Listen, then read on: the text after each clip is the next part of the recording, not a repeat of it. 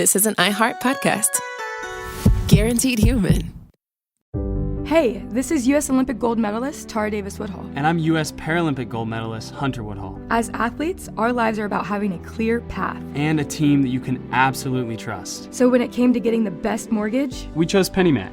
PennyMac is proud to be the official mortgage provider of Team USA and you. Learn more at pennymac.com. PennyMac Loan Services, LLC, Equal Housing Lender, NMLS ID 35953. Licensed by the Department of Financial Protection and Innovation under the California Residential Mortgage Lending Act. Conditions and restrictions may apply. You're a pro at running your life, at committing to your workout, at showing up every day. At Bombas, we're pros too. Pros at making socks. Our sport assortment has specialized socks for whatever sport you're committed to. Running, hiking, golf, Pilates, and so much more. Made with sweat-wicking yarns, blister-fighting details, and targeted arch support. Bombas Sport is pro-level socks from the pros of socks. For another pro, you. Go to bombas.com/audio and use code audio for 20% off your first purchase. That's bombas.com and use code audio. You're listening to a podcast, so you're doing something else too, like maybe scrolling home listings on Redfin, saving places you like without thinking you'll get them, because that's what house hunting has become. But Redfin isn't built for endless browsing. It's built to help you find and own a home. Redfin agents close twice as many deals as other agents, which means when you find a place you love, you've got a real shot at getting it. Redfin helps turn saved listings into real addresses. Get started at redfin.com. Own the dream. Cool Zone Media. Hey everybody, Robert here. It's the Christmas two-parter, and every year we try to use our holiday episodes to do something good. This year we're asking you to support the mutual aid project that James Stout over at It Could Happen Here has been a part of for nearly 6 months in a remote part of the U.S.-Mexico border near Yacumba, California.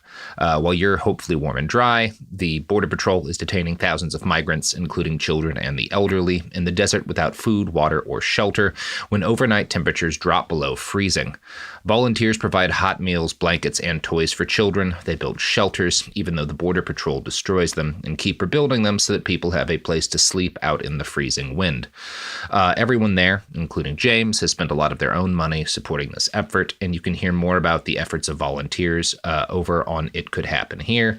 But your support would mean the world to James and the other people trying to help migrants over at the border, and of course, those migrants themselves. You can donate to this effort at GoFundMe.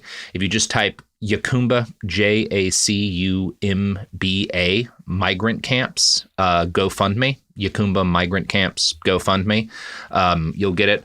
Or you can use the link tinyurl.com/borderaidgfm. That'll take you right to the fundraiser. So thank you. Oh, what a happy Yuletide. Merry Xmas to all of you listeners out there in Radio Land. It's not Radio Land. Radio is a dead medium. It's a podcast, Behind the Bastards, where normally we talk about the very worst people in all of history. But once a year, one glorious day or week out of the year, instead of talking about the worst people in all of history, we talk about some of the best people in all of history. And today, as our guest on this Yuletide episode, our only returning Christmas episode guest, Margaret Killjoy, who talks about cool people who did cool stuff for a living in a podcast of that name. Hey. You only cover Santa Claus, right? Yeah. We're getting into the big man himself. Okay. Now, Magpie, how do you feel about Christmas? You a Christmas person? I am now. This is a recent transition. Mm-hmm. I decided that it makes sense that everyone wants to gather to celebrate the darkest time of the year. Yeah.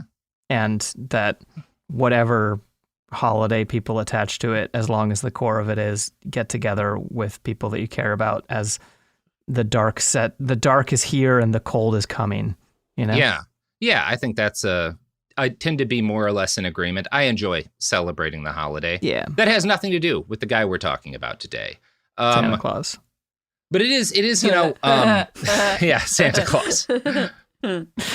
We've all gone through in the period from the early 2000s to today, this really interesting moment, especially those of us, this is kind of less of a case for people who've been radicals that entire time, but those of us who started from a more centrist, moderate, liberal kind of background, this period of like, wow, the internet is going to be this incredible tool for democracy and spreading knowledge. The tech industry, they're like this progressive force in a lot of ways in society. There's a bunch of things that are going to be made better by connecting people all over the world to, not only does all this technology not work the way that we thought it, and not only is it a lot more toxic, does it have more negative consequences for people's mental health, for the health of societies, but it increases the arsenal of authoritarians. And most of the people who are running the tech industry now want that, right? Are fundamentally on the side of authoritarians. There's this kind of movement. The New York Times just did an article on it, because that kind of the mainstream starting to be aware of some, to an extent of which it kind of came out of some of the effective altruist stuff. That's the effective accelerationists, right? EFF/ACC is kind of how it'll be written a lot. And the idea is like, we need to accelerate without thinking of the consequences, AI, effective AI, push it in every aspect of society. And it doesn't matter who it hurts. It doesn't matter what the consequences are, because fundamentally this is what human beings need. And these people are also getting into eugenics. A lot of these are the folks around Elon Musk. It's deeply reactionary in many ways, but it came out of, and some of the people who are involved in it are folks who came out of, in the early 2000s, the late 90s. You would have thought a lot differently of them, right? You would have thought that these people were, if not on the side of angels, then broadly speaking, part of a positive trend in our culture. And today, the hero we're talking about is a guy who's a personal hero of mine. He was a dude who was an extent on the side. I think I know who it is, but yeah. He was a dude who was to an extent on we don't know because of when he died, fundamentally where he would have ended up now. I don't think he would be in league with any of those guys. He's a guy I fundamentally view as a hero, and his name was Aaron Swartz. Yeah, I'm so excited. Yeah, spelled Swartz. Aaron Hillel Swartz was born on November 8th, 1986 in Highland Park, Chicago. He was the eldest of three brothers and in general enjoyed about as privileged an upbringing as you can have and still do something useful with your life, right? He's not born like into crazy money, because those people don't tend to do much, right? There's not an emerald mine in the picture. Yeah, he's not an emerald miner, but his dad like founds a software firm. I don't think they're like hundreds of millions of dollars, but I'm sure they have $1 million or more, in assets, most of the time that he's around. They're doing very well, right? And because his dad's the founder of a software firm, his dad's a huge nerd, clearly a very smart guy. And so from a very early age, there are computers in the Swartz house. And eventually Aaron and all of his brothers, he has two younger brothers, will have computers as kids in the late 80s, early 90s. That's very rare, right? I grew up, my dad was a very early adopter of so computers. Was mine. And so we had computers in the 80s, and like they cost like all of my dad's money, Yeah. I was born late enough in the 80s. We certainly, if we had a computer in the late 80s, I don't think we did. But in the early 90s, we had one of the ones that like was pre-floppy disks, whatever those giant ones were. And like, all it has, you just get green text on a little screen. Like we had one of those for a while. Oh, see, it's probably pretty hard to, sorry, never mind. I don't need to, we had all the my dad referred to it as a compact luggable. It's the size of a briefcase, and it has a little green screen. Yeah. It doesn't have a hard drive. It has an A and a B drive, but not a C drive, Yeah, ancient technology. Yeah. Not only does your phone have more computing power than, I don't know, may have existed in the country at that point. I don't fully know the answer to that, totally. But like fucking your refrigerators have more power than those machines did, right? Yeah, but I learned QBasic on it. Anyway, sorry. Yeah. So Aaron, by the time he's like 3, he's using a computer. And by the time he's 3 or 4, he's starting to like understand how to actually like make stuff on from a very young age. Cool. He's 6 or 7 when their home is wired for internet access. So again, you're talking like 92. They're among the very first people to have home internet access. That is extremely uncommon in the early 90s. Yeah.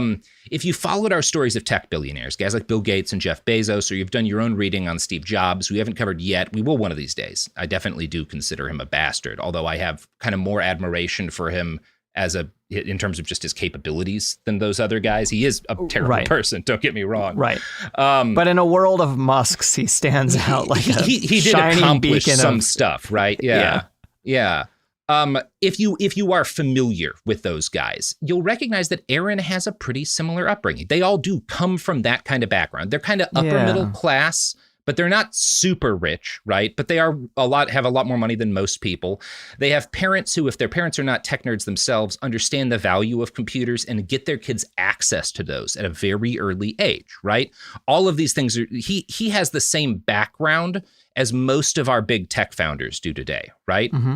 Broadly speaking, he's going to wind up being a very different person, but he does come from kind of the same starting position. One of the real differences with him, all of these guys get kind of framed as, and I think probably believe of themselves as, child geniuses. None of them were. They're all smart, don't get me wrong. Jeff Bezos, smart guy. Bill Gates, smart guy. Steve Jobs, smart guy.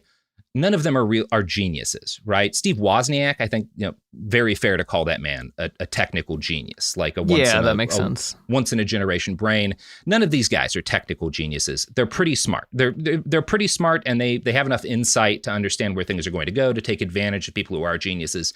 Aaron is a legitimate child genius. There is no argument with that statement that I have ever seen. He is.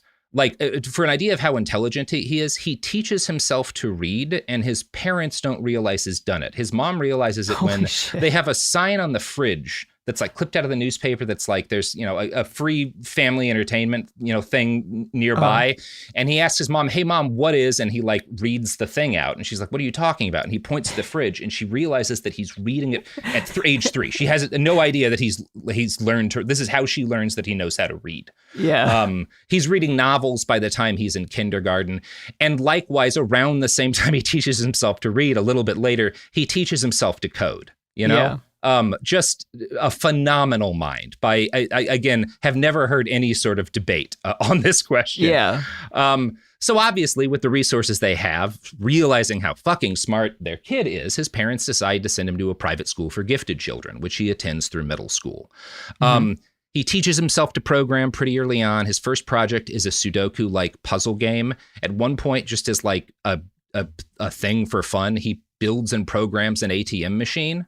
Out of cardboard. Wow. And I don't know what he uses for the computer, but he gets access to some computer bits. He makes an ATM machine. Hell yeah. And he realizes early on that with code, he can make things that not only do adults not understand, but seem like magic to most of the adults around. Not his dad. His dad knows how to code, obviously, but to most adults. And a side consequence of this is that from his early days, he's not, I'm sure you and I was a precocious kid. I started reading, by the time I was in first grade, I was reading novels. I was reading adult novels when I was in third grade. I read faster and got onto that stuff faster than most people. But that's the kind of thing, all of the adults around me, my family are big readers. I saw them reading big books and bigger books than me. So I was doing a thing, I'm like, I'm doing a thing that's kind of like the adults, but they are still doing that thing and they're doing it better. Aaron is doing a thing adults can't comprehend. Most adults can't comprehend coding, especially not on the level he is at. And, that gives him a healthy respect for his own intellect. And sometimes it gives him kind of an unhealthy respect for his own intellect. His younger brother has said, he was kind of a brat, right? Yeah, he knew he was smarter than most people. He knew he was smarter than most of the adults around it. And he could be a snotty brat about it, right? That's pretty inevitable when you've got a kid who's this smart. They're going to go through that. It seems to have been a phase for him. This is not I don't think a lifelong thing for him. Most people say he was a very down-to-earth guy most of his life, but he has his brat period. I think that's kind of inevitable when you're this smart. His parents were part of a Reform synagogue, but when he was pretty young, their dad moved them to a Chabad synagogue, which is a kind of Orthodox synagogue, fairly early on. Interesting. Okay. But they're not, Aaron doesn't find himself compelled by organized religion. And when he's pretty young, he tells his parents, "I don't believe in God." And they let him drop out, right? They don't seem to have fought him on this, right? Not long after that, after he finishes the 8th grade, he's like, "Hey, I don't want to keep going to high school. I want to drop out. So he drops out of the 9th grade. And his dad lets him do this because he's like, yeah, I hated high school too. You know, I got bullied. Aaron gets bullied. He's mostly thin, but he's kind of like pudgy around the middle. He has some body image issues. And he's like, he's too smart. Any kid who's that smart's going to get bullied, right? He's little bitty and he's weird. He's going to get bullied, you know? It's also inevitable. And he's like, I don't want to keep going to high school. I don't think I need this. So his dad, he gets to drop out and he starts taking college courses at a nearby college. And Aaron is as good as his word. He is the kind of autodidact who he's got a wide-ranging series of interests, and he's good at teaching himself things.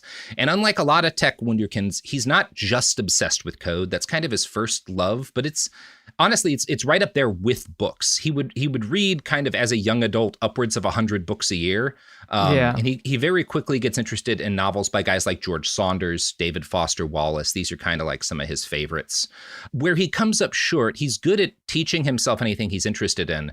One of the problems he's going to have, that's kind of a lifelong thing for him, is he can't focus on anything that's not really his top obsession at the moment, right? He doesn't have generally the ability to kind of long-term stay interested in a specific thing. He doesn't have a lot of discipline, right? And that lack of discipline is kind of married with a basic lack of social skills that, again, very much what you'd expect from a kid whose parents let him drop out of school to raise himself on the internet. One of his childhood friends told an interviewer he needed a couple years to be stuffed in a locker to get his social stuff together. And I think his friend's being a little bit, facetious there. But I think the point is that it's not that being bullied is good, but the friction, experiencing friction and having to work through it with your peers is good. That is necessary, right? You don't need to get beaten the shit out of you, but you do need friction. You need to be in situations where like, well, I don't like the people here, but we have to accomplish the thing together. That's necessary, for optimal health, I think. I'm very glad I went to public school. Yeah, same here. Even though, middle school was a hell nightmare that I mostly disassociated the entire time. Yeah. Yeah, I didn't like it, but I think it's broadly speaking, there's things you get out of that are necessary. And Aaron's not going to get some of that stuff. This is something that his family's kind of remarked on since. So I'm not making this judgment on them. This is like based on stuff his family members have said. Right. He did not have, he has a voracious appetite for knowledge. What he doesn't have is an appetite for like actual food, right? He is a famously picky eater. He preferred white and I think yellow foods. And kind of, he's the opposite of Steve Jobs. He hated fruit. He like wouldn't eat fruit basically. And he pretty much didn't eat vegetables other than fried potatoes, because basically 100% of people will eat fried potatoes, right? Yeah, no, there's no, yeah. I don't know that I've ever met anyone who won't eat French fries. Right? Yeah, totally. Like, for health reasons, obviously, but like, I don't know all the picky eaters I know, like fries tend to be a thing there. I don't know. I'm sure there are people who don't, but that is like weird how many people are like, yeah, but I'll eat fries. Like fried carbohydrates are tasty, and most people are hardwired to understand that. Yeah.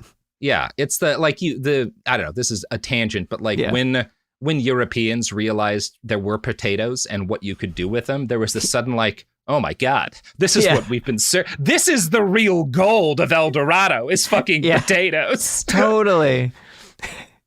Yeah, so, it's hard. It's still hard to imagine Europe without corn, tomatoes, or potatoes.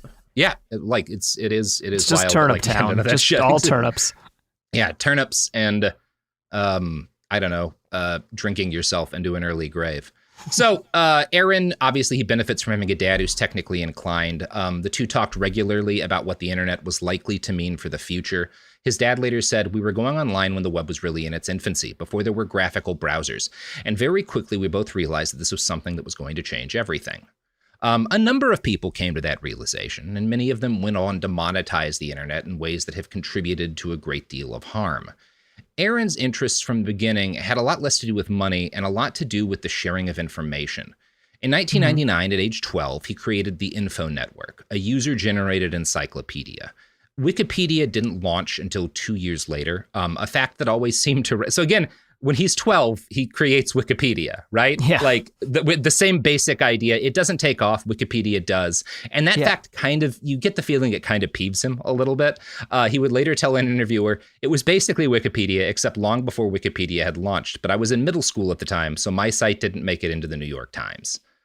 And that's he's probably right? Yeah, totally. Wikipedia got the early, interest, and that's why it's something that was in the air, I guess, Yeah, which is nothing against the Wikipedia. I'm not saying the Wikipedia people ripped ripped off a 12-year-old, but it shows you not just how smart he is, but like where his mind is going in terms of what people can get out of the internet and should get out of the internet, right? And Wikipedia, not that there aren't some critiques of it, but like one of the very best things the internet's ever produced, one of the most important and useful things the internet's ever made. And one of the only artifacts from this time, the time when the internet was going to make us more free instead of less free.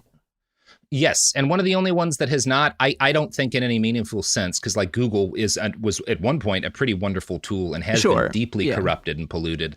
I don't feel like Wikipedia has. No. I'm very pro Wikipedia. Again, there's issues with it. That's a separate topic, but pretty wonderful contribution. So anyway, the fact Aaron's Wikipedia does not take off, but it does earn him a significant degree of early recognition. He became a finalist for the Ars Digita Prize, which recognized young people who built valuable, non-commercial websites. He wins $1,000 for this, and he wins a trip to MIT, where for the first time he meets some of the genius coders and engineers he admired in person. Now, Aaron had already started communicating online with some of the luminaries in his field, but meeting guys like Philip Greenspun, who developed one of the very first photo sharing sites and he's a pioneer in the concept of how digital communities are going to work. He's a guy who his thinking lays a lot of the groundwork for what becomes social media, Aaron has his first conversations with this guy about the open source movement, which is popular among the nerds who are still the center of gravity in online technology. And he becomes entranced. He decides he wants to join the World Wide Web Consortium.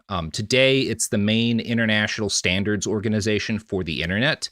And he is turned down for joining because he's 13 years old, right? They're like, well, we don't let, this is like we don't let 13-year-olds in. They're not, I don't think they're trying to be shitty. They're just, it's a sensible rule for a kid who's not Aaron. Aaron refuses to take no for an answer. And I'm going to quote from a write-up in the New Yorker here. Undaunted, he read through the rules of the consortium and found that every member was allowed to send a delegate. He looked through the lists to find somebody who hadn't sent a delegate, and he found one, the HTML Writers Guild. He emailed the group and asked if he could participate in a W3C workgroup as its delegate, and it had no objection. So he kind of finds a sideways way in, right? He hears there's a rule against this. He finds a way around it, This is going to be a pattern in his life. This willingness, first off, an unwillingness to take no for an answer if he doesn't think there's a good reason for it. And second, an unwillingness to listen to rules that he thinks are stupid, right? That's going to characterize a lot of his future. Another thing that's going to characterize his life from this point forward is an understanding that unpleasant aspects of life, specifically the bureaucracies that we all have to engage in to some extent to survive, can be avoided, right? And this is a thing that has positive and negative outcomes for him, right? His dad's going to later trace this attitude back to his upbringing and the decision he made to let Aaron drop out of school. Quote, this is his father. He also never learned to do anything that he didn't want to do. College is very important that you're forced to study stuff you're not interested in, but he hated the bureaucracy of it, the dumb rules, the pointless assignments. He just rejected that. It was like getting him to eat vegetables. I wonder how much this is like father self-blaming. Not to spoil anyone who has I only know the like Cliff's Notes version of this man's story. I think it makes, based on his life, I think he's probably kind of accurately describing his son, right? Yeah. This isn't a big tragedy because Aaron accomplishes, spoiler, a lot of shit in the time that he's around. But I think this is fair. He does not, he is someone who's rarely going to stick with a project for very long. And I think it is because, and he's also someone who he kind of freezes up when he is sort of confronted with a lot of the realities of bureaucracy because he just doesn't have to, he's most of his life able to get away from it, right? Yeah. And again, there's a lot of value in understanding. I run into this with some of my friends who kind of were more on the anarchist punk side of thing when you have to deal with the legal system and stuff, because I've had a lot more dealings with it where it's like, there's just ways that you have to approach it to deal with it. It's the same thing with talking to when my close friends or whatever have an issue with like a company, they need to get like a refund or something. I know how to talk to representatives and shit to make things happen, right? I have learned that shit over the years. It's a skill. Well, it's like when cops are messing with you and you have to shut the fuck up, but you have to do it politely and respectfully. Yeah. You know, like there are ways to navigate every system of power, and often the smartest thing to do is to navigate it rather than just fight every aspect of it at every turn. Yeah, there's this moment early on in the protests in Portland where, we were filming some people getting arrested, and the police said that they were going to arrest me and my media partner. There were a couple of protesters behind us, and they're like, "You're all under arrest." And I was like, "What are we under arrest for?" And he said, "For curfew violation," because the mayor had put it a curfew. And so I was like, "Well, the mayor's curfew exempts media. We're press with badges and stuff on." And, there's other people who are trying to argue with the cops, and I just, yelling at them. And I just kind of keep engaging him in conversation. He's like, "I don't care. I'm going to arrest you." And finally, what I say is like, "The mayor has said that we're exempt. Are you countermanding the mayor's orders?" And a switch flipped in his head. Yeah. And totally. not only did my partner and I not get arrested, but like the protesters behind us did not. They let us, because it was just like, you have to flip. Like, it's just this understanding of how bureaucracy and the people who make up bureaucracy like function, right? Totally. Aaron's not going to have a lot of that understanding, right? Yeah. I mean, he does build a lot more of it later in his life, but he starts out with less of it than I think even a normal person does, because he's smart enough to get around it for so long. Yeah. And he's also engaging in the adult world because a lot of his intelligence levels are at adult levels, but maybe his like social and other understandings are not yet at those levels. And the adults around him are all, and Cory Doctorow, who's a friend of his from a very young age, we'll talk about this. Because Aaron is small, and as we'll talk about, he's kind of sickly, the adults around him that he's quickly living in the world with are very protective of him. And I do think they're able to kind of shield him from a lot of these sort of realities of dealing with the system, So he doesn't build up some of those skills as early as he maybe otherwise would have. Yeah. So, a lot of positive stuff happening for him in his early adolescence. A less positive thing that happens during this time is that when he's 12, so kind of the same year he makes his Wikipedia thing, he's diagnosed with ulcerative colitis. This may help to explain some of his pickiness as an eater. Obviously, it's never a pleasant condition to deal with. Aaron seems to have particularly struggled. He would often lose days or entire weeks to abdominal pain so intense it would leave him curled up on the floor. Oh, so Lord. he's always got this regular thing in his life where like sometimes he just won't be able to work because he's in so much pain, Yeah. This is a regular thing he struggles with. That said, when he's able to work, he's so much smarter than most people that he still accomplishes much more than people who are not dealing with this kind of physical stuff are able to accomplish.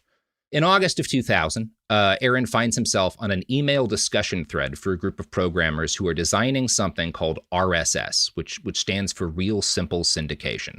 It is a web feed that lets users build their own news aggregators, like pushing content from various sites into a single feed. And it's one of the like foundational technologies of the internet. Every website you go to basically uses RSS to push and collect and stuff the things that they're publishing on a regular basis.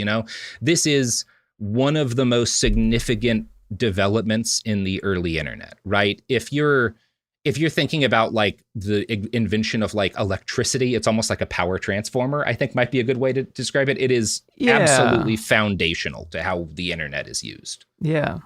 Yeah. So Aaron is going to be, and there's a whole team of people, all of the others of whom are adults who are working on this, but he's going to be one of them, right? So he gets into this group. And again, it's just kind of the nerds that find themselves are working on this. They're all handling different parts of the project. And Aaron quickly becomes involved. And I think everyone who was there agrees he contributed. It's not like he did not invent RSS, right? A lot of people did. Right. But his contributions were substantial to this thing that is a fundamental undergirding of how the internet functions today, right? And while this is happening, while he's working on this project, aspects of an ideology start to take shape in him, based on his interactions with these other people who are both coders and also hackers, right? Because at this period in the internet, they're pretty much the same thing, right? All the people who are building these are also hackers, Yeah. And I'm going to quote from an article in the New Republic. This ethos carried its own ideology, the ideology of free-flowing information, or open access, as it became known. A self-taught computer savant rarely felt more helpless than when he was cut off from the websites and books he used to navigate the world. Without them, he couldn't learn what he needed to earn a living, much less invent some disruptive technology. "I'd skipped college," says Kevin Burton, who first met Swartz through the RSS group. "The fact that I couldn't access materials available to college students was why open access was always important to me."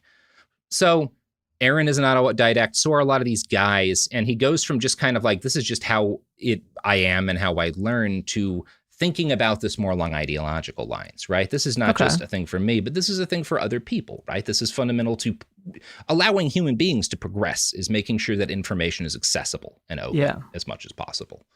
If you go through enough recollections of Aaron during this period, people who were in this working group with him will note that he was, again, he could be a little bit of a brat, right? His questions are always good, but he could be kind of haughty. He could be kind of aggressive sometimes in how he asked them. You know, he has a lot of this attitude. If he doesn't understand where you're doing something, he's like, why are we doing this? This doesn't seem like the best thing to do. What about doing this? This is coming from a mix of genuine curiosity, and he could be a little bit snotty, right? Like he's a kid, you know? Yeah. And he also, this is, you know, not entirely a negative thing. He doesn't have kind of a baseline level of respect based on people having greater experience, right? Because he doesn't have this assumption that means they know more than him. And often they don't, you know? Right. Anyway, you know who does know more than all of us? The concept of potatoes. The potatoes are wise indeed, but the sponsors of this podcast know more than anything. So listen to them and do whatever they tell you. Let them sprout in your mind like a potato in a dark drawer. Very true. Or literally don't. This is Bethany Frankel from Just Be with Bethany Frankel. Most dog food is marketing, not nutrition. That is why Biggie and Smalls eat just food for dogs, real 100% human-grade food with ingredients I actually recognize. And yes, I do see the difference. Better digestion, healthier skin, more energy, dogs that feel better, my babies.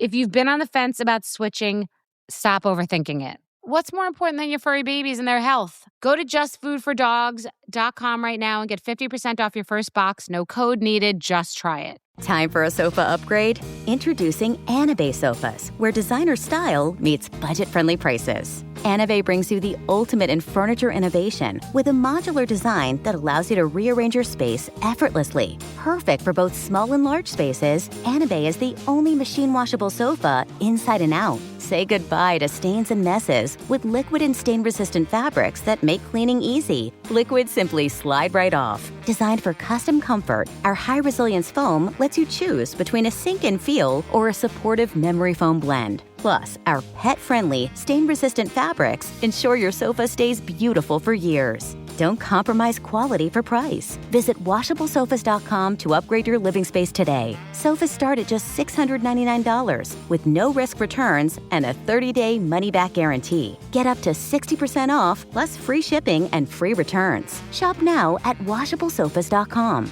Offers are subject to change and certain restrictions may apply. The new Chicken Bacon Ranch Street Chalupas at Taco Bell. You can't get just one. Okay, so that's not like some marketing hyperbole. You literally can't get just one. They come in twos. So like, if you want just one, you're going to need to find a friend who loves slow roasted chicken, bacon, and avocado ranch sauce. Or a friend of a friend, or have an awkward conversation with a complete stranger to see if they're obsessed with chicken, bacon, and avocado ranch. Or you could just like eat them both because you're obsessed with slow roasted chicken, bacon. Okay, you get the idea. The new Chicken Bacon Ranch Street Chalupas at Taco Bell. At participating Taco Bell U.S. locations for a limited time while supplies last. And we're back. So, you know, again, Aaron, still a kid. And obviously, while he could be kind of maybe a little abrasive sometimes, that doesn't turn anyone off from working with him. And in fact, his collaborators, who know him only from his kind of, not quite anonymous, but they don't know who he is, right? Responses, are only put out because they do in-person meetings regularly for members of this group, and he doesn't make any of the in-person meetings. And kind of eventually, he doesn't have a driver's license because he's 15 years old. So I'm asking him like, hey man, like, why don't you ever show up whenever we like meet in person? And he's like, well, I'd have to ask my parents because I'm 14. And then they're like, oh shit. And I had a version that happened with Garrison when we started like working with them, right? Where like one of our mutual friends, like we had been hanging out with them after a horrible riot where we all nearly got arrested. And like the next day, our friend texts me and is like, do you know that they're 17? I was like, no, in fact, I did not. Oh, shit. That's how you learned. Yeah. I used to hitchhike with my friend who had a note from her parents being like, yes, I know what my daughter is doing. It's fine. At this point, he starts being able to show up in person more often. These people, I think Cory Doctorow is on this list, realize, and they're all blown away by like how smart this kid, how young. And again, they have this kind of, it's this mix of this feeling like we need to protect this kid, and also this kid is the fucking future, right? Yeah. And so he is kind of immediately ushered in and adopted almost by some of the most luminous names in technology, right? He meets and becomes to some extent a little bit of a protege of a guy named Tim Berners-Lee. Berners-Lee is an MIT professor. He invented the World Wide Web. This is not one of those things where people say so-and-so invented this and it's like bullshit. It's like, well, they invented. No. The World Wide Web is Tim Berners-Lee's invention. He created this, right? He, in a very literal sense, created this. Starting in 1989, he sketches out, he's working for CERN at this point.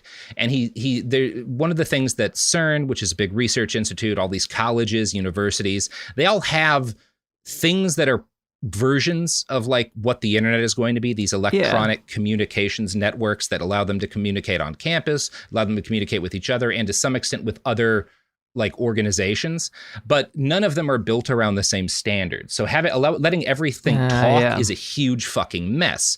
And Berners-Lee is like, we need a standard solution for how electronic communication is going to work. And he sketches out, he designs the World Wide Web. That's literally the thing that he makes. Like he comes up with a plan for, it's going to be a global web of individual pages, each of which has their own address. They're all coded in HTML. And because they're on the same standard, all of these websites and whatnot can communicate with each other. This is the foundation of everything that makes the modern internet possible. That's and cool. When Berners-Lee creates this, he has this choice, which is, that's a patentable idea, right? He could have been the man with the patent for the internet. Yeah. He makes a key decision. He chooses not to. He decides, I am not going to have a patent on this, so anybody can do this. Because which is why he's on this episode and not a Bastards episode. Because he's like a regular. Definitely a cool dude, right? Yeah. As far as I'm aware of. Yeah. And because he makes this fundamental decision, he's kind of viewed as a saint within the open source movement in a lot of ways, right? Like, not surprising. But it's also why he's not a household name, right? Yeah, he's also not and he's not worth more money than anyone else in the world could ever conceive of being worth. Yeah. Right. Like, fortunately, there's that like thing where money only buys happiness up to like $70K a year and then it just levels off. So like, I'm sure it's up to $100K a year or whatever now, but Oh yeah, that makes sense. That was like 10 years ago. Yeah. Berners-Lee, anyway, he meets Aaron early on and is so impressed. He basically endorses him as his heir, right? This is the kid who's going to like take the internet into the future. Yeah. Like this is the future of all this stuff that we're working on. This really kind of utopian idea of what connecting the world is going to result in, right? Yeah, so this guy, he's so impressed by Aaron. He basically like endorses him as like, this is my successor, right? This is going to be the guy who takes the internet into whatever it becomes in the future. That elevates Aaron immediately. It kind of immediately he's in the inner circle of people who are inventing the internet, which is definitely happening at this period of time. And Aaron gets kind of suddenly thrown into the tech conference circuit, where he is kind of an object of marvel among the mostly much older men who had helped to build the foundations of the internet. There's videos of this time of him, speaking at conferences and stuff, and they tend to show Aaron, who is absurdly small almost, especially next to these grown men, giving pretty thoughtful and complex answers, while men decades his seniors sit next to him on stage. At age 15, he sends an email to a guy named Lawrence Lessig. Lessig is a legal scholar who was an early prominent activist for what we call the open internet.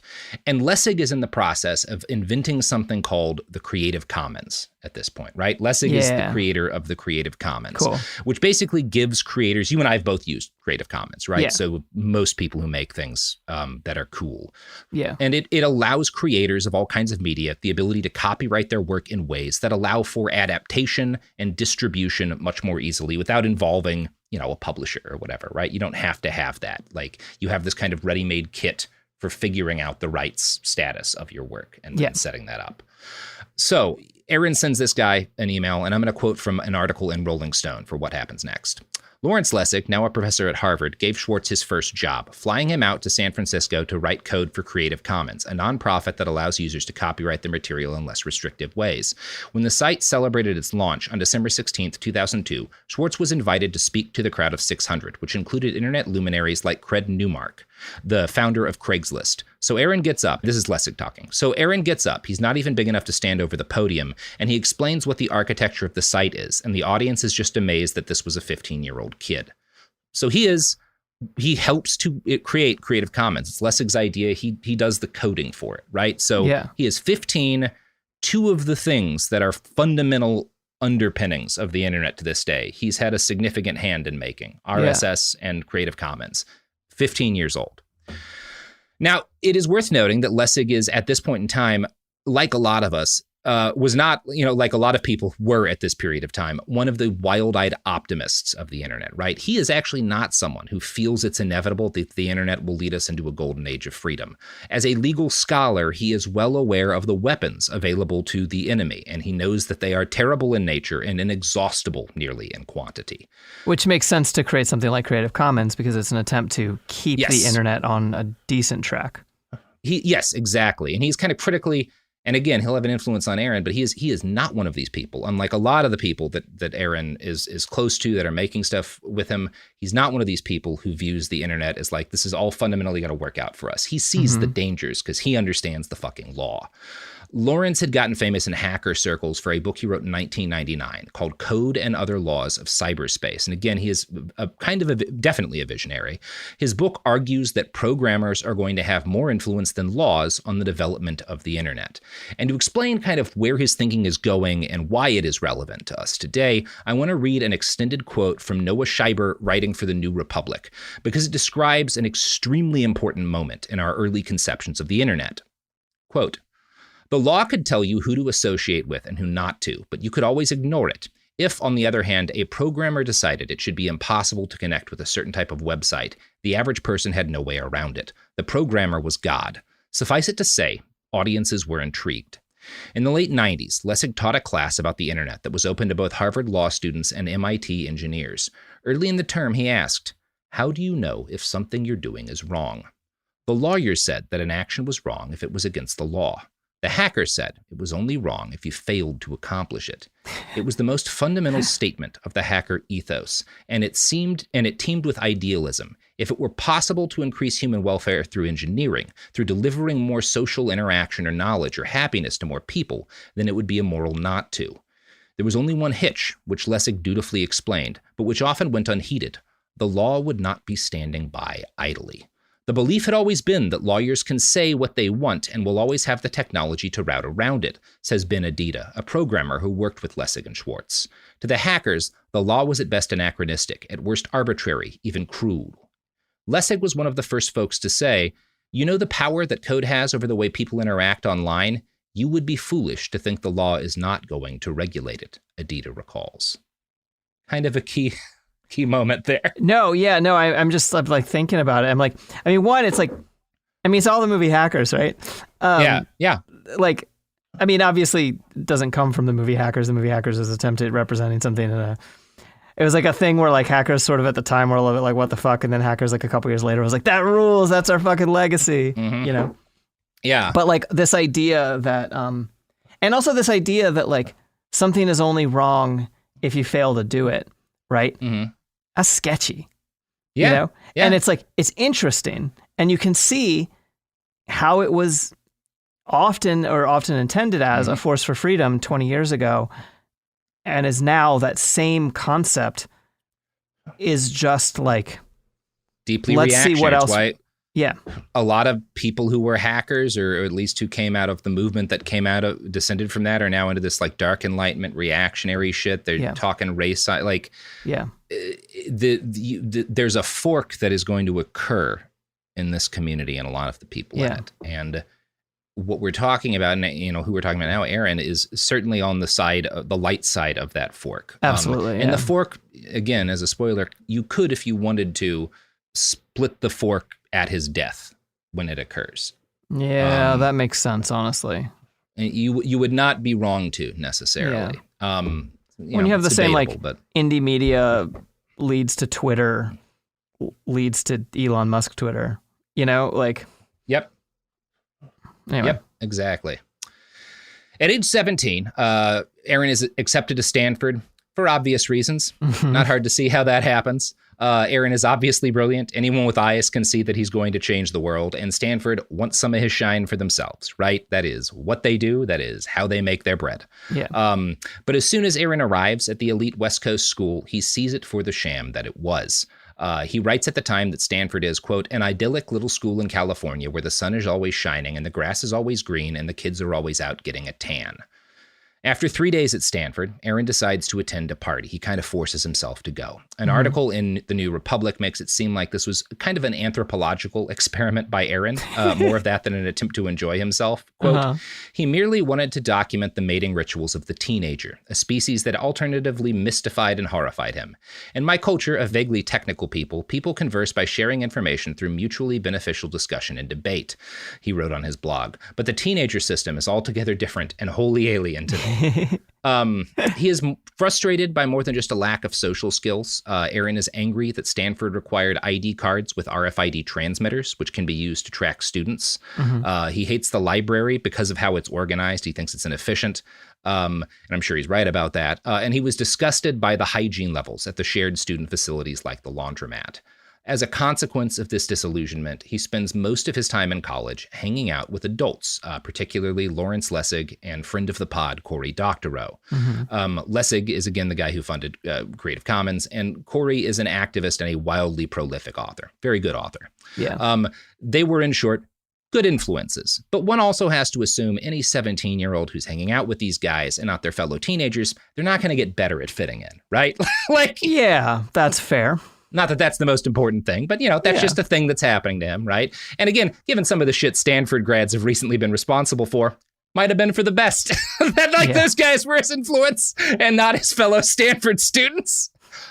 So this is not without stress, though, right? The fact that he is adopted by, welcomed in by all of these very accomplished adults is not a thing devoid of stress for him, right? The sheer odd confidence guys like Tim Berners-Lee and Lessig have for Swartz is a lot. That's a lot to put on the shoulders of a 17-year-old, right? Being told you're the future of the internet. You're going to be critical in this thing that is, we believe, necessary for the development of the human race. Yeah. To be told that before you're even 17, that's a lot to have on your shoulders, right? Aaron has absolutely shown an appetite for this work, but that doesn't mean there's not a burden there, right? Lisa Rain, one of Lessig's aides, later told New Republic, with his intellect, we wanted to harness it for good instead of evil. I was worried that Microsoft would get a hold of him, which, again, for these adults, not an unreasonable thing to be concerned about, right? Yeah. So I think, all of this is based in a pretty wonderful amount of confidence and even love these guys had for Aaron.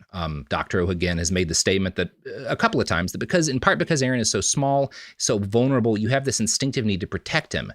And this married with this intense faith in him, I think this led to a situation where Aaron felt a lot of personal responsibility for the future of the internet and people at a young age, and that's going to be difficult for him. That's going to be an added stress in his life. It is also worth noting here that Aaron is one of the most prolific bloggers of his generation. His need to create prose and work his thoughts and feelings out through the written word is as strong, if not stronger, than his desire to code. And in fact, there will be a point in his life when he's like, I think I'm done with coding. I want to become an author. I would rather be like a middling author than a great coder. Like that's something he expresses at a point in his life. That's real. Yeah. Did he write much fiction or anything like that? I guess we'll talk about that. I think he had a novel that he kind of repeatedly worked on that I don't think he ever quite finished it. Okay. There's a book of his essays that's out. he's got, again, he's still a teenager, as smart as he is. So he's working a lot of shit out. And one of those things is he has this deep desire for privacy. All of his friends will say he had a lot of issues sometimes with his friends knowing each other because he hated the idea that people would be talking about him, even if it was positive, when he wasn't there. Like, he just really had a gut revulsion of that. This was kind of warred in him with his need to publish every single thing that he thought on the internet under his name, right? Yeah. This is a complicated thing for this kid to deal with. Yeah. And I'm gonna quote from Rolling Stone again here. On his blog, he had told this story about having a crush on this girl and stalking her, Lessig recalls. Not in a gross way. It was cute. Anyway, he came to a reception at the law school, where Lessig was a professor, and I recount this during a conversation. He takes me aside and he goes, "Why would you do that?" I said, "What do you mean?" He said, "Tell the secret." I said, "Secret? You blogged it." He said, "Yeah, well, I blogged it, meaning I blogged it for the people who read my blog. I didn't blog it so the whole world would know." And he's dealing with an early version of what we're all going to deal with as the internet goes from this thing that only a few weirdos are on to this thing that everyone is on by default, where he's like, Lessig's like, "Well, you published this, right? Why can't I talk about this?" And he's like, "Well, I published it for the internet, not for the real world." I'm very glad that I was an adult before social media and LiveJournal and shit. Absolutely. Jesus. Speaking of Jesus, buy some products. Jesus will be happy. Jesus. This is Bethany Frankel from Just Be with Bethany Frankel. Let me be blunt. Most dog food is junk. It just is. And I'm not feeding junk to Biggie and Smalls. That is why they eat Just Food for Dogs. It's real, 100% human-grade food with ingredients I actually recognize, not mystery pellets pretending to be healthy. And once I switched, the difference was obvious. Better digestion, better skin, more energy, dogs who actually feel good instead of just surviving dinner. Here's the thing. You care about quality. You make an intentional choice to be healthy.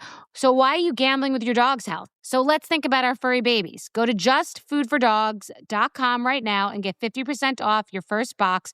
No code, just try it.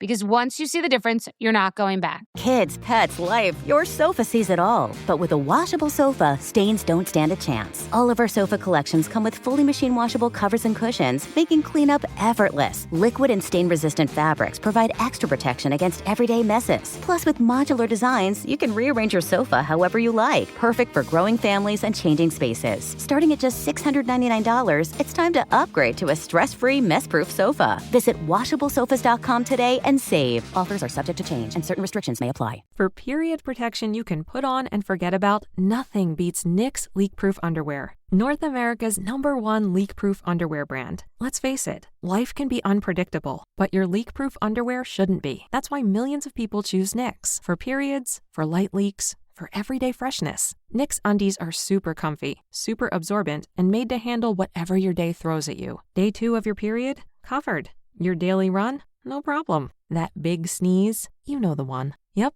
we've got you. And with styles like bikinis, boy shorts, thongs, and high-rise, plus sizes from extra small to 4XL, Knix makes it easy to find your perfect fit. Say goodbye to stress and leaks and say hello to undies that work just as hard as you do, no matter the leak. Find the style and level of protection you want at Knix.com and use code FLOW15 for 15% off. That's KNIX.com, code FLOW15 for 15% off. Knix, for your leaks, for your life. We're back. So Aaron decides to leave Stanford. He's there like a year and he decides to bounce. And that next summer, he gets approached by what's called Y Combinator. And Y Combinator is an incubator for tech founders, right? He had by this point come up with his own idea for a startup called Infogami. This was a kind of early social media application, but instead of centralizing users on one controlled hub, it would allow users to make their own websites, right? So instead of you can create your own account on this site and share stuff like you do on Instagram or whatever on this site, you create your own website and it's your website. I'm just creating a centralized set of tools for you to build your own websites, right? Okay. Schwartz's instincts here show how different he is from a lot of the other tech genius types coming, because they're all thinking, how can I create a walled garden and kind of trap people there? That is not at all what he's thinking. Now, more of a Mastodon guy than a Twitter guy. Yeah, definitely, at least ideologically. Now, that's not how this project's going to end up, because he moves to Cambridge, Massachusetts, and he starts working on this project with pretty feverish intensity. while he's doing this, he's going to intermittently struggle with his illness. This physical pain increasingly brings about bouts of depression that would render him unfunctional for weeks at a time. Still, on the days Aaron could work again, he's able to accomplish so much work that it all kind of shakes out well in the long run. Mm-hmm. And eventually, Y Combinator pairs him with two other founders, a pair of dudes named Steve Huffman and Alexis Ohanian, who were working on their own product, Reddit. Serena Williams' husband. That's right. Yes, Serena Williams' husband. Wow. So they are basically a lot of Aaron's ideas for Infogami get folded into Reddit, and Reddit kind of has started to exist, but it doesn't work. It's buggy. It's unstable. It can't be adopted on any meaningful scale because it's not good yet. Aaron comes in and he fixes all of the code, right? And so he becomes one of the founders of Reddit, which is, of all of the big modern social media sites, the closest to the old internet that still exists on the new one. And it's funny because Reddit had this reputation of being the incubator of bad ideas, but compared to everything that came after, Reddit's a little haven of like when I want to look up a review of a product, I type the thing and then Reddit. And if I have a problem, a technical issue, I need to fix something, I will find the answer on Reddit before I find it on Google these days, right? I use Google, but I type the question and Reddit on, and that's how I find useful shit. It is, for all of its flaws, still one of the best things on the internet. Yeah. So at this point, he is helping to invent Reddit. He has helped to invent RSS. He has helped to invent the Creative Commons, right? 19-year-old kid, kind of verging on, I think, 20 at this point. His contributions are undeniable, but for the other folks at Reddit, his co-founders, becomes increasingly frustrating to work with because while when he's working, he gets a lot done. I think in total, he gets as much done as anyone. He has this habit of dropping out of contact for days or even a week or so at a time and hiding in his apartment. And when he does it, he's just reading books nonstop, generally, or he's in too much pain to do much. But he's not good at communicating with the team about this stuff. So I don't think the Reddit guys are wrong. It was kind of a frustration that he would just get a drop out and we wouldn't know why. Right. This is about the time he gets kind of disillusioned with coding. In a 2006 blog post, he describes writing as his desired purpose in life. Mm-hmm.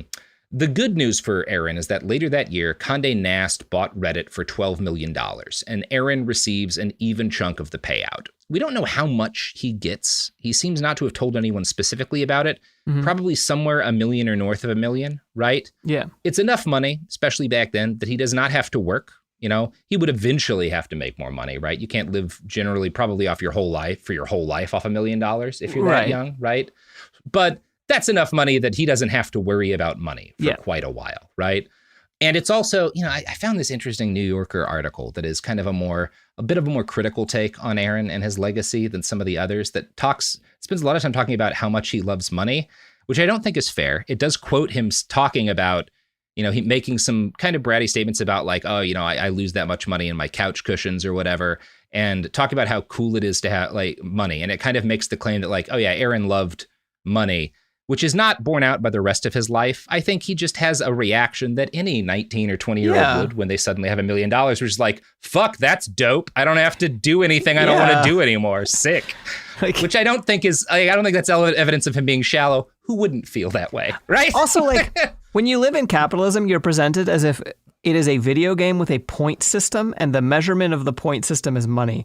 And if you are a kid and you believe that makes sense. You got told that, but yet he also was doing all of this work to specifically the fact that his hero is the person who didn't lock shit up, Yeah. His life past this point is not going to be defined by him seeking out money. Yeah. Right. That's ultimately what I'll make the decision based on. Yeah. I'm sure he was fucking thrilled. Who wouldn't be? Right. It doesn't matter how much you hate capitalism. Yeah. It's great to have enough money that you don't have to worry about money anymore. Yeah, totally. I'm buying my parents a house. That's the bee's knees. Yeah. Yeah. So Condé Nast buys it. They move shit over to San Francisco, which I think is where their offices are. Mm-hmm. He stays on for a while, right?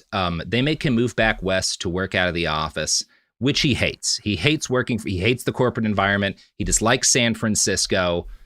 It's not his place. It's not his kind of lifestyle, right? He has a lot of issues adapting to this.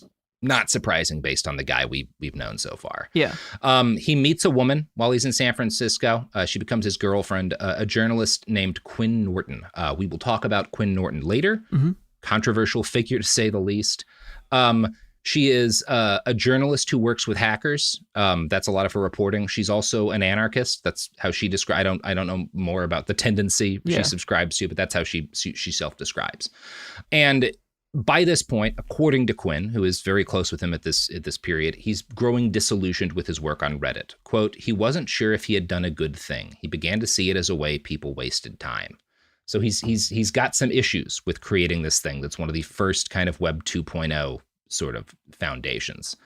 This is also him kind of going back and forth on this is part of what it's going to become another common pattern with Aaron, which is that he seems to regularly find himself racked with doubt over whether or not he'd accomplished anything of value in his life, right? Yeah. This is a regular thing for him where he's like, I don't think I've ever made anything. I think some of that's just because everything he makes is as part of a team, right? And he's not going to be one of these guys like fucking Zucker, and that's true of all of these guys, by the way, all of these tech luminaries, none of them make anything on there. The closest you get is maybe Wozniak, right? Who did legitimately sit down and cobble together a personal computer. Right. But like none of these founders make anything on their own, you know, like that just simply doesn't happen. Right. And like Aaron understands that. I think he feels kind of insecure about it, but like Aaron is, everyone who was a part of these projects is like, yeah, he was a big part of them. But he didn't invent the World Wide Web like his particular, like. Right. Yeah. Lessig is a guy who, he just invented the World Wide Web, right? Yeah. You know, Aaron seems to have kind of, I don't think it's a constant thing for him because he also has these periods like he can be a little braggy. I don't think in an unhealthy way because he's accomplished a lot. I think it's just when he's sick, when he's hurting, when he's dealing with bouts of depression, this is a thing that comes up with him a lot. Like, I don't think I've ever made anything of value, right? It's irrational. That doesn't stop the thoughts everyone from happening. Thinks that. Right, exactly. And maybe that can help you if you deal with imposter syndrome, knowing that like, this guy who literally no one can deny his contributions to science and technology felt that way too. Yeah. So again, he's struggling increasingly during this period. And the fact that he has to work at this office, he's in a place he doesn't really want to be, contributes to that. And I'm going to quote from Rolling Stone again. That Christmas, 2 months after he'd started working in Reddit's San Francisco office, Swartz took a trip to Berlin to attend the Chaos Communication Congress, one of the most popular hacker conventions in the world. On his way back home, he stopped in Cambridge for a visit when his lifelong stomach troubles asserted themselves, leaving him writhing in pain for several days. On January 18th, 2007, he wrote a post on his blog titled A Moment Before Dying, which began, there is a moment immediately before life becomes no longer worth living, when the world appears to slow down and all its myriad details suddenly become brightly, achingly apparent. Written as a short story in the third person, the post described a young man, Aaron, who had decided to kill himself. For Aaron, and this is him writing, that moment came after exactly 1 week of pain, 7 days of searing, tormenting agony that poured forth from his belly. The post alarmed his Reddit partners. It was the first they had heard from him in weeks, and it appeared to be a suicide note. Ohanian, one of the original founders, called the local police department, and officers were dispatched to the apartment. Just before they arrived, Swartz snuck out onto the street, and in the wake of the incident, went to lengths to downplay its severity, changing the original post from Aaron to Alex, as if to make clear that suicide was not something the actual Aaron would ever seriously consider. So that's, shows you where his head is. That's worrying, right? I'm not surprised Ohanian was concerned by this. I mean, chronic illness is a... whatever. It's a real motherfucker. Yeah. Now, this plus the fact that he had not been showing up to work for long periods of time is going to be what precipitates a pretty rapid resignation from Reddit. And in short order, Aaron is a free agent again. His next project would be his most ambitious, the Open Library. Along with Brewster Kahl, Alexis Rossi, Anand Chapothu, and Rebecca Malamud, Aaron embarked on a project to collect online digital copies of every book imaginable. The idea is every book will have a page to the extent that's possible. The ones that are open source that are old enough will have full scans of the book that you can like search and read. The books that we don't have access to will at least have, ideally we'll get a copy or that people could check out online or something, but we'll at least have a page for it that explains who wrote it, what it is, what's in it. And the online library is still around today. It's one of the most significant storehouses of knowledge in the history of the human race, right? Aaron is foundational in creating the Open Library. He's one of the people who helps to found it. That's cool. He's only on that, I think, for like a year, maybe a little less. And he contributes significantly, and then he finds himself drawn in another direction and kind of bounces. Some of this is because he gets frustrated with the refusal of big libraries to share their catalogs. But as Call, who's one of the founders, later told Rolling Stone, Aaron floated. That's how he worked, and you had to accept it. He didn't ask to get paid much. He really thought of himself as a volunteer for the world. And that is what he does. He'll come into these projects. He'll help with the founding vision. He'll help make them work. And then he's going to bounce, and move on to the next thing. That's just who he is. That's how his brain works. That's how he's functional, right? Yeah. And, Call's attitude is like, it would have been nice to have him around for longer, but he did his bit and he moved on. And that's just Aaron. You just have to understand that. And that's the larger picture version of him too. Yeah, that is. It would be nice if we had him around for longer. But he did his bit. He did his bit. So if you're keeping track, Aaron Swartz, who is now at the start of his 20s, I think he's just now able to drink legally, has played a key role in developing RSS, in the creation of Creative Commons, in the creation of Reddit, and in the creation of the Open Library. Now, what's most amazing to me about this guy is that at this point, he could have picked a lucrative job for himself literally anywhere in the tech industry. There is nowhere that wouldn't have paid so much it hurt to get this guy, right? He does not have any interest in that. His heart continually pulls him towards projects that serve a social good and make knowledge accessible to as many people as possible. That's not specifically his goal his entire career, but that's where he is right now. Yeah. In 2008, Aaron attends a retreat by the EIFL, the Electronic Information for Libraries. It's a nonprofit that seeks to increase access to knowledge in developing economies around the world. The event, which is held at a former monastery in Italy, seems to have had a somewhat evangelical air to it. Aaron is perhaps overtaken by the sense of techno-optimism in the air, and it's not hard to see why. This was the tail end of the Bush years, this long period of neocon dominance that is eroding in the face of Barack Obama's presidential campaign, which is the most optimistic thing Americans had seen in politics in a generation, at least. Late in the event, Aaron and an unknown number of co-writers put together a document known as the Guerrilla Open Access Manifesto. A number of people contribute. It is unclear how many. It is unclear who they are. Aaron's is the only name that winds up on the thing, right? Okay. And it includes some pretty spicy lines. This is how it opens. Information is power, but like all power, there are those who want to keep it for themselves. The world's entire scientific and cultural heritage, published over centuries in books and journals, is increasingly being digitized and locked up by a handful of private corporations. Want to read the papers featuring the most famous results of the sciences? You'll need to send enormous amounts to publishers like Reed Elsevier. And the document points out one of the things that's happening here is a lot of these publishers, the information in them is maybe in a lot of cases open source. It's publicly funded studies. Right. But unless you're able to get to one of the libraries that has it, you have to pay to get access to the documents that it's in. Yeah. You have to pay a service like JSTOR to get access to it. And Aaron's like, that's fucking bullshit. Yeah. Like, this is our information. And, obviously the other stuff I think should be shared too. The document points out that open access, if successful, would only ensure ongoing access for future publications, while the total of published work up to the point that open access becomes a thing would remain locked up. The document decries this as too high a price to pay, and then asks rhetorically, what can we do about this state of affairs? Quote, those with access to these resources, students, librarians, scientists, you have been given a privilege. You get to feed at this banquet of knowledge while the rest of the world is locked out. But you need not, indeed morally, you cannot, keep this privilege for yourselves. You have a duty to share it with the world. And you have, trading passwords with colleagues, filling download requests for friends. So he is basically saying, what people are already doing, who have access to this stuff, to their buddies, we need to do for the world. We need to do this to give access particularly to people in the global south who do not have the infrastructural access to this stuff in the same way that people can kind of wangle their way into getting it in the United States and in Europe. This is controversial among his colleagues at this conference. These are all people who believe in open access, but they are people who work within the system for legal nonprofit organizations. Right. Aaron is saying some hacker shit here, right? Right. What he is saying could be read as incitement to illegal activity. Yeah, which is good and positive. I totally agree. Yeah.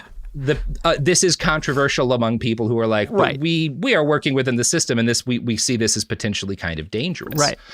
Now, the fact that this is controversial among them, it's not wildly different in tone from a lot of hacker prose that has come out in the 90s and early 2000s. And, eventually whatever hubbub there is from this kind of passes and life goes on for a while. And that's where we're going to end for part 1 of this episode. Magpie, how you feeling? I feel great because I know that only positive things are coming in the future. Yep. And I really, the main thing that I know about is this open access stuff about Aaron Swartz. And I, as someone who also I've never had institutional access to this knowledge, and I do a lot of history research and things like that. So I've always been very appreciative of, I don't know how to phrase this carefully. I like open access. That's what I'll say. And I think that it's a important thing. Like that, it is just actually true. And especially talking about it in terms of like how it impacts people in the global South, like where you can't I don't go to a fancy college, but I know some people who go to fancy colleges. And so I'm like, hey, what do you think about this one thing? Yep. So, well, that's the podcast. We'll be back next week for the conclusion. Ho, ho, ho. About Santa Claus. Yeah. All right, everybody. Thanks for listening. We's donezo. Bye.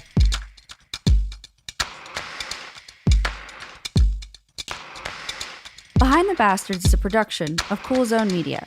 For more from Cool Zone Media, visit our website, coolzonemedia.com, or check us out on the iHeartRadio app, Apple Podcasts, or wherever you get your podcasts.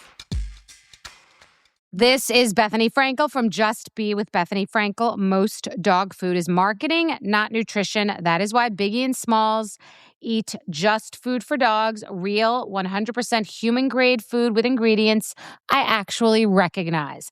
And yes, I do see the difference. Better digestion, healthier skin, more energy, dogs that feel better, my babies. If you've been on the fence about switching, stop overthinking it. What's more important than your furry babies and their health? Go to justfoodfordogs.com right now and get 50% off your first box. No code needed. Just try it. Tired of spills and stains on your sofa? Wash away your worries with Anabay. Anabay is the only designer sofa that's machine washable inside and out, starting at just $699. Plus, Anabay sofas are pet-friendly, stain-resistant, and feature changeable slip covers and modular pieces. Get up to 60% off site-wide with a 30-day money-back guarantee. Visit washablesofas.com to get yours now. That's washablesofas.com. Offers are subject to change, and certain restrictions may apply. Wasn't that delicious? So good. Your bill, ladies. I got it. No, I got it. Seriously, I insist. I insisted first. Oh, don't be silly. You don't be silly. People with the Wells Fargo Active Cash credit card prefer to pay because they earn unlimited 2% cash rewards on purchases. Okay, rock, paper, scissors for it. Rock, paper, scissors, shoot. No! The Wells Fargo Active Cash credit card. Visit wellsfargo.com/activecash. Terms apply. This is an iHeart podcast. Guaranteed human.